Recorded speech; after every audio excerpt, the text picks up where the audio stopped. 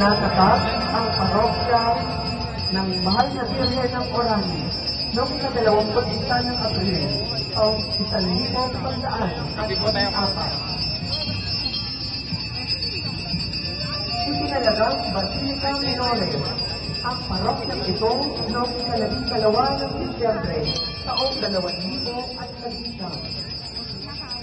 Ipinagdiriwang ang mitologyan na kapistahan ng Mahal na Birhen ng Santo Rosario tuwing ika-7